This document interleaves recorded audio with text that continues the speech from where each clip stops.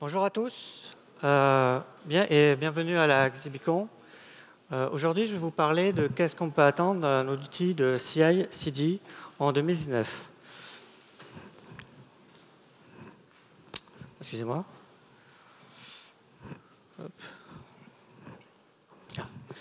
Mais d'abord, je me présente. Je m'appelle Vincent Arosena. Je suis développeur chez Publicis Sapient depuis 1 an et demi. Et je travaille généralement sur des projets en React et Java. Et actuellement, je m'intéresse surtout à tout ce qui est cloud et notamment AWS. Alors, avant tout, avant de rentrer dans le vif du sujet, j'aimerais remettre quelques bases en place. Tout d'abord, qu'est-ce que c'est qu'un pipeline de CI/CD? Pour faire simple, c'est un workflow qui va vous aider à automatiser les étapes de votre processus de livraison de votre application. C'est-à-dire le build de votre application, vos tests automatisés et généralement son déploiement. Alors, dans CI/CD, que signifie CI/CD? CI, c'est une abréviation pour Continuous Integration. La Continuous Integration, c'est une méthode de développement dans laquelle les développeurs mergent plusieurs fois par jour leur développement dans un même repository. Chaque commit de développeur va déclencher un build automatique et un test. Tout ça dans le but de pouvoir détecter rapidement des régressions éventuelles dans l'application. Mais l'objectif final d'une CI, c'est de produire un artefact qui aura été testé et donc qu'on peut déployer à n'importe quel moment. Ensuite, CD a deux significations. La première, c'est Continuous Delivery. Continuous Delivery, c'est une pratique qui consiste à automatiser totalement le processus de livraison.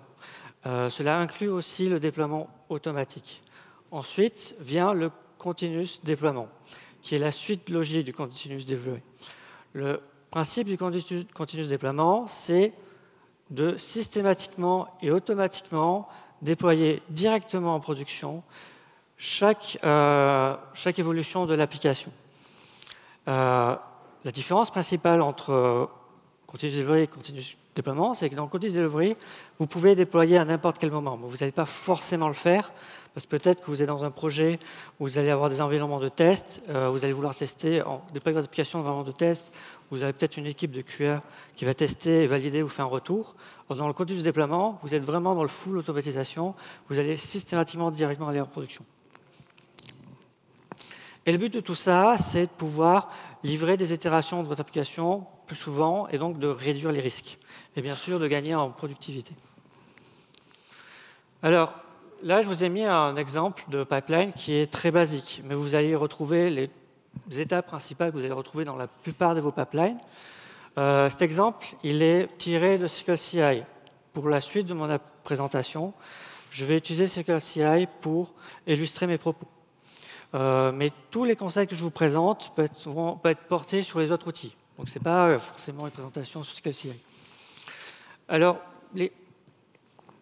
un pipeline, ce n'est pas plus compliqué que ça. En fait, c'est une suite d'étapes qui va vous permettre d'aboutir à votre logiciel.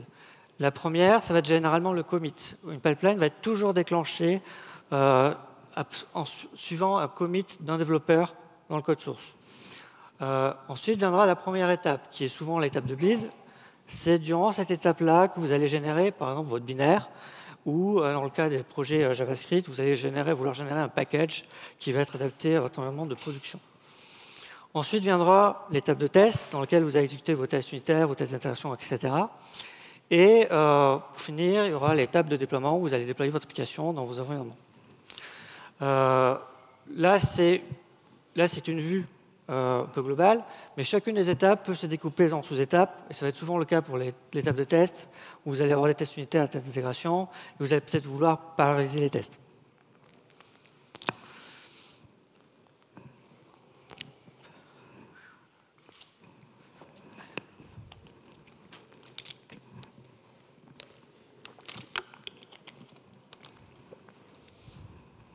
Donc voilà, rapidement, pour les bases.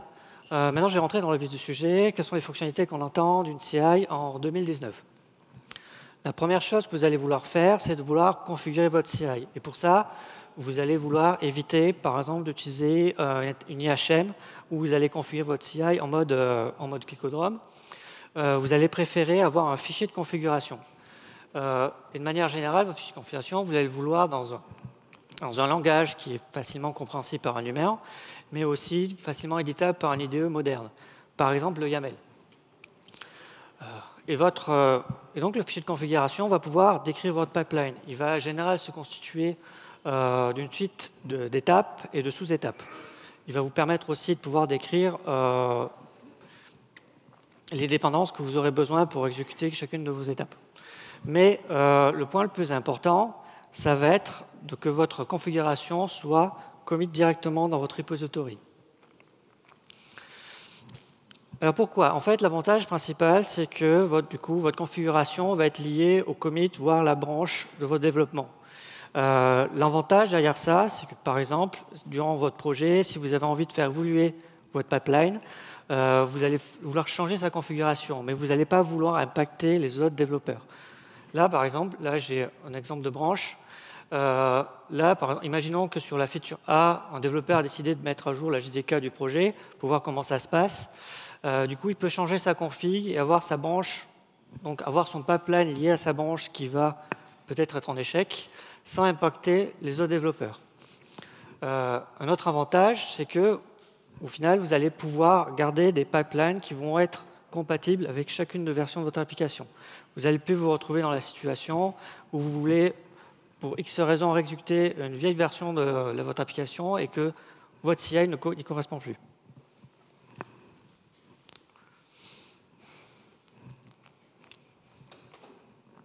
Ensuite, une des fonctionnalités qui est pour moi une des plus importantes, vous allez vouloir containeriser chacune étape de votre pipeline. Alors pourquoi? Une des premières raisons, vous allez vouloir les isoler. Parce que pour que chacune de vos étapes puisse exécuter, vous allez forcément avoir besoin de dépendances, mais aussi d'outils de build, et qui va être spécifique à chacun de vos projets. Et ce n'est pas rare que votre CI, par exemple, va être partagé entre différents projets. Et dans ce contexte-là, il peut arriver que vous allez avoir besoin de dépendances qui peut être pas compatible avec des dépendances d'autres projets, ce qui peut être problématique. Donc vous allez vouloir isoler vos dépendances.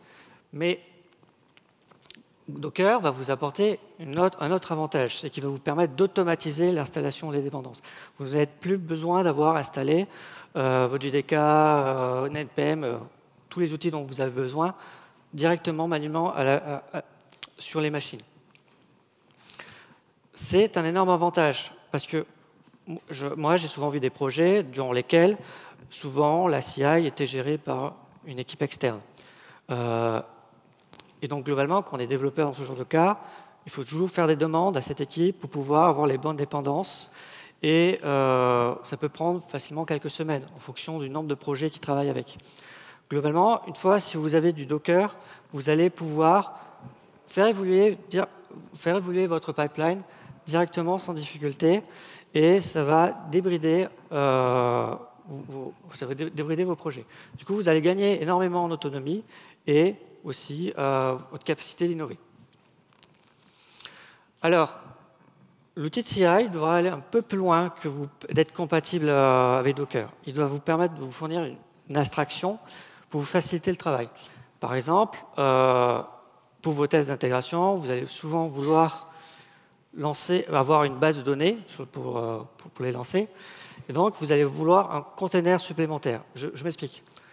Vous allez vouloir un premier container dans lequel, par exemple, si votre projet est en Java avec une JDK, qui va exécuter vos tests, et vous allez voir un container à côté dans lequel vous allez avoir une base de données. On appelle ça généralement un container sidecar. Ce container-là, vous n'avez pas envie de vouloir scripter pour le lancer et pour l'arrêter. Parce qu'au final, ça reste de la plomberie. Excusez-moi.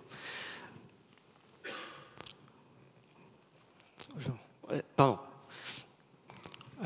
Vous allez vouloir éviter de passer du temps, quand vous travaillez sur votre pipeline, à devoir scripter des choses qui devraient être fournies. Et donc, globalement, généralement, vous allez attendre que votre fichier de configuration va vous permettre, en mode déclaratif, d'exprimer pour que chaque étape, vous avez besoin de tel ou tel container. Par exemple, là, je vous ai mis un exemple où j'ai défini pour l'étape de test un exécuteur dans lequel j'ai décidé je veux l'image pour ma version Java, enfin mon JDK, et à côté, je veux ma base de données. Et donc, c'est l'outil CI qui va s'occuper de démarrer et d'éteindre et de gérer tout le réseau et le faire. Bon. Une autre chose qu'on doit attendre d'un outil de CI, c'est qu'il doit vous fournir vos images Docker. Pourquoi? Parce que vous allez souvent avoir besoin d'outils pour débugger. Vous allez vouloir peut-être un démon SSH pour vous connecter sur votre container, pour voir s'il y a des soucis, pour comprendre pourquoi il y a des problèmes. Et aussi, donc, vous fournir des outils, par exemple, où il y a une autre problématique, c'est que là, je vous ai dit, on containerise tout, mais vous allez peut-être vouloir vous-même builder des images Docker. Et quand vous travaillez dans un container, ça devient un peu rapidement compliqué de vouloir lancer des images, de lancer des containers. Si vous voulez éviter de rentrer dans des configurations un peu compliquées à éviter, comme du Docker dans Docker, il vaut mieux que la plateforme vous abstrait de cette complexité. Ensuite, rapidement, vous allez vouloir déployer votre application. Et pour ça, vous allez avoir besoin de passer vos secrets, vos credentials, vos API tokens à votre CI pour qu'elle puisse se connecter sur votre environnement, sur votre infrastructure pour les déploiements. Actuellement, il n'y a pas 36 000 méthodes pour passer de la configuration ou des secrets, ça va être les variables d'environnement. Mais votre CTI, vous allez attendre qui va vous permettre de forcément stocker vos secrets de manière sécurisée, mais aussi être assez intelligent pour pouvoir les masquer, par exemple dans les logs. Quand vous allez consulter les logs de votre pipeline, vous n'avez pas envie de voir vos passer en clair. Donc là, c'est un petit exemple où on voit, j'ai des credentials pour Postgre et AWS, et ils sont automatiquement masqués.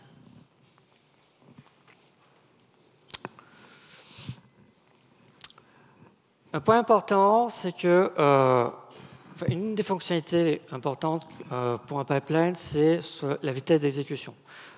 Globalement, vous n'avez jamais envie d'attendre plus de 10 minutes, par exemple, pour avoir un feedback sur vos développements. Vous allez vouloir qu'elle s'exécute le plus rapidement possible. Une des problématiques qu'on a quand on est dans un monde containerisé, c'est que entre chacune des étapes de votre pipeline, vous n'allez pas pouvoir persister des données. Et notamment, l'étape de build peut être très rapidement chronophage parce que vous allez systématiquement retélécharger vos dépendances. Comme, imaginez, si vous avez un projet NPM, vous allez télécharger NPM, pareil pour Maven. Donc, pour accélérer la vitesse de vos pipelines, vous allez vouloir cacher ces dépendances. Mais ce n'est pas suffisant de juste utiliser des volumes Docker pour les persister, parce que si vous voulez que votre CI puisse scale, vous allez vouloir pouvoir les récupérer sur plusieurs machines, parce que vous ne savez pas sur quelle machine votre pipeline va être exécuté. Donc votre cache devra pouvoir être partagé et accessible sur plusieurs machines.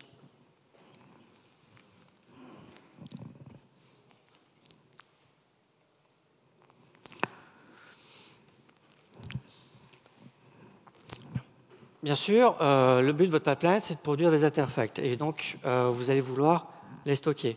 De manière idéale, votre outil de CI devrait vous fournir, vous permettre lui-même de vous stocker vos artefacts, mais aussi facilement de pouvoir les stocker dans des storages externes. Comme, imaginez, vous pourrez les stocker dans AWS S3 ou ECR si vous créez des images Docker.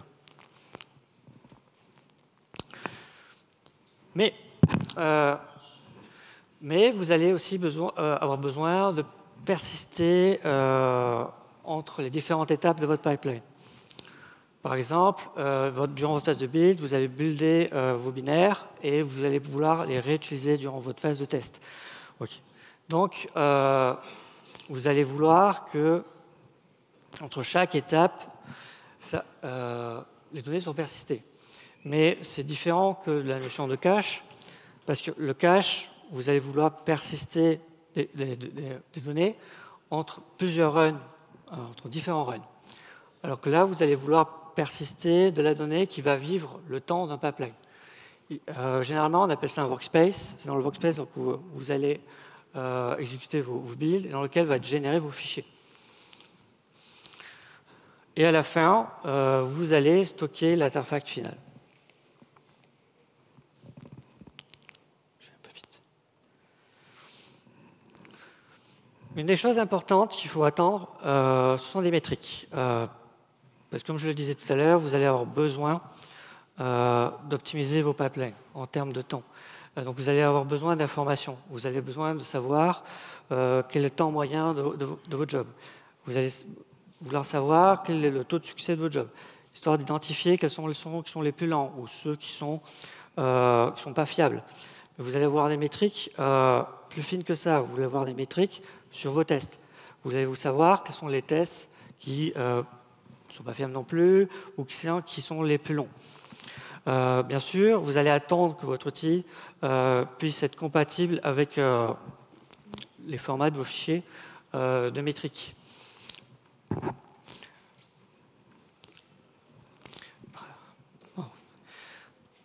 Alors, ça peut sembler assez évident comme ça, mais c'est vraiment important. Parce que je vais revenir un peu à ce que je vous disais sur Docker tout à l'heure. C'est important que l'outil vous permette de vous abstraire, de faire de la plomberie, de toujours scripter les mêmes choses. Parce qu'en fait, là où vous allez vraiment apporter de la valeur ajoutée, c'est sur le pipeline lui-même. C'est là que c'est important de travailler, de pouvoir l'optimiser, le configurer, etc. Vous ne devez pas arrêter de perdre du temps sur toujours sur de la configuration. Et pour pouvoir vraiment travailler sur le pipeline, vous avez vraiment besoin d'avoir de bonnes métriques pour apporter de la plus-value.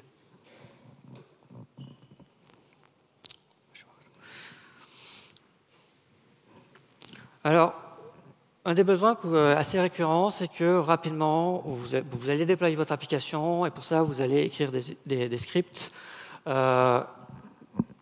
que vous allez encapsuler souvent dans des scripts shell pour justement les sortir un peu de la configuration de la pipeline. Très rapidement, vous allez vous rendre compte que vous allez déployer un peu toujours dans les mêmes infrastructures et que ces scripts peuvent être réutilisés. Donc, une des fonctionnalités que vous attendez, c'est de pouvoir les partager. Mais je pense que c'est important d'aller un peu plus loin que ça. Il est intéressant de pouvoir que votre outil de CI vous fournisse un registre dans lequel vous allez pouvoir partager vos scripts et donc pouvoir bénéficier des scripts qui vont être fournis par la communauté. Ce qui vous évite sans cesse de devoir toujours réinventer la roue et de passer d'un mode un peu, vous bricolez un peu dans votre coin, en mode un peu plus industriel.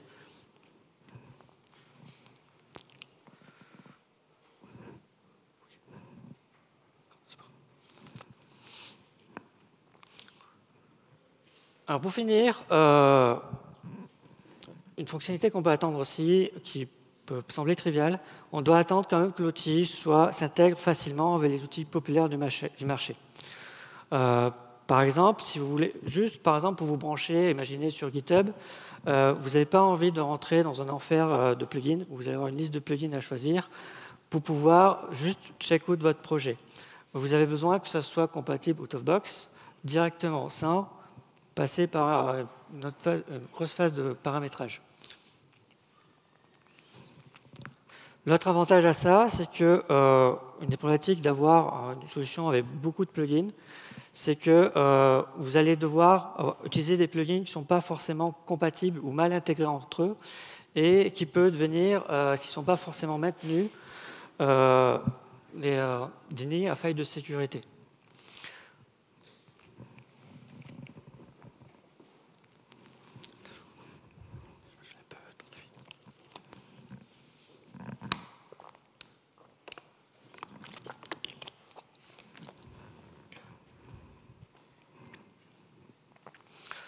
Alors, avec tout ça, quel outil on peut choisir?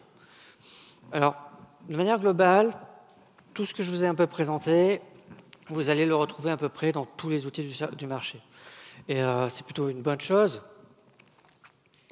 car ça montre qu'on commence à arriver vers une certaine maturité, vers une standardisation des outils. Au final, qu'est-ce qui va faire les critères de différenciation? Vous allez choisir vos outils plutôt par rapport au pricing, si c'est open source ou non, si vous avez besoin de pouvoir l'héberger chez votre client, si on-premise, si la documentation est bonne, si l'outil est bien porté par la communauté. Par exemple, si vous avez besoin d'une solution on-premise, vous allez peut-être partir sur du GitLab, CI/CD. Si vous travaillez avec Bitbucket Pipeline, ça peut être un bon choix. Si vous êtes en mode full cloud, vous pourrez partir sur du CLCI. Après, j'ai mis Travis parce qu'il est connu, mais il est un peu en perte de vitesse.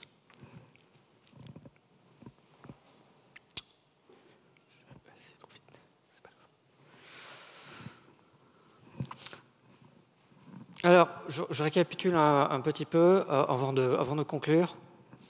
Donc, globalement, qu'est-ce qu'on doit attendre d'un outil de CI en 2019 ? Vous allez vouloir un fichier de configuration commit dans votre repository. Vous allez vouloir du Docker, containeriser chaque étape de votre pipeline, parce que ça va vous permettre de faire gagner à vos équipes de développement en dépendance, en autonomie, excusez-moi. Vous allez pouvoir avoir des systèmes pour cacher vos dépendances, pour pouvoir aussi cacher vos builds. Vous allez vouloir, ce qui est important, des métriques, pouvoir optimiser vos pipelines. Donc, globalement, un message que je voudrais faire passer, c'est que si ce n'est pas votre métier de créer une infrastructure de CI, ne le faites pas. En fait, là où vous avez vraiment une grosse plus-value à apporter sur le pipeline lui-même, c'est là que vous allez apporter de la valeur ajoutée pour votre client.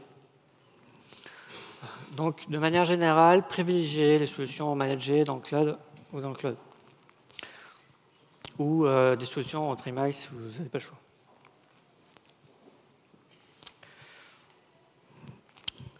Des questions ?